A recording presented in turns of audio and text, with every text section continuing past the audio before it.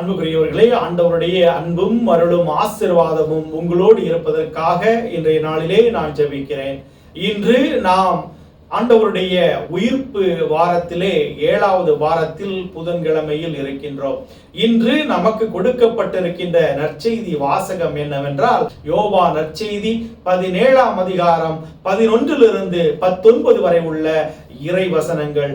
இன்றைய நற்செய்தி நமக்கு தருகின்ற செய்தி என்னவென்றால், நீங்கள் இந்த உலகத்தில் இருந்தாலும் கடவுளுக்கு உரியவர்களே. ஆம் அன்புக்குரியவர்களே, இயேசு தன்னுடைய பாடுகளுக்கு முன்பாக செய்த மிகப்பெரிய அழகான ஜெபம்தான் இது. அவர் இந்த உலகத்தில் துன்பங்களுக்கு மத்தியிலே வாழ்ந்தாலும், பல சோதனைகளுக்கு மத்தியிலே அவர் வாழ்ந்தாலும் கூட, தான் எப்பொழுதும் தந்தையாகிய கடவுளுக்கு உரியவர் என்பதை அவர் புரிந்து கொண்டார். இன்று நம்மையும் அவ்வாறு வாழ அழைக்கின்றார். ஒரு கப்பல் கடலிலே இருக்கின்றது என்றால் அது பாதுகாப்பாக இருக்கின்றது.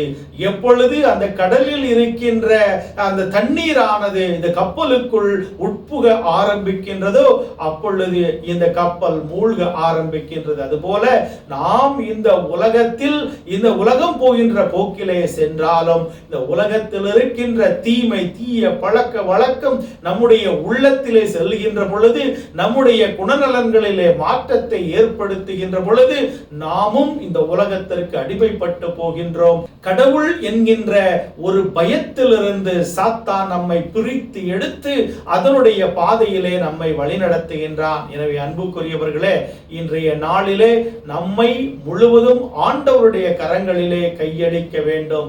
மாறாக இந்த உலகம் தருகின்ற ஒரு குறிப்பிட்ட மகிழ்ச்சியிலே நம்மை நாம் மூழ்கடிக்காமல் கடவுளுக்கு ஏற்றவர்களாக வாழ இன்றைய நாளிலே நாம் ஜெபிக்க வேண்டும். பல புனிதர்களுடைய வாழ்க்கையை நீங்கள் பார்த்தீங்கன்னா அன்புக்குரியவர்களே, அவர்கள் துன்பப்பட்டார்கள், அடிமைப்படுத்தப்பட்டார்கள், கொடூரமாக துன்புறுத்தப்பட்டார்கள். இருந்தாலும் அவர்கள் இந்த உலகத்திலே மகிழ்ச்சியாக வாழ்ந்தார்கள். ஏன்னா இந்த உலகத்திலே நாம் வாழப் போகின்றது ஒரு குறிப்பிட்ட நாள் தான், ஒரு சில நாட்கள் தான் நாம் வாழ போகின்றோம். இந்த உலகம் ஒரு வாடகை வீடு என்பது அந்த புனிதர்களுக்கு தெரியும். அதனால்தான் அவர்கள் இறந்த பிறகு விண்ணகத்திலே மகிமையோடும் மாட்சிமையோடும் அவர்கள் வீற்றிருக்கின்றார்கள்.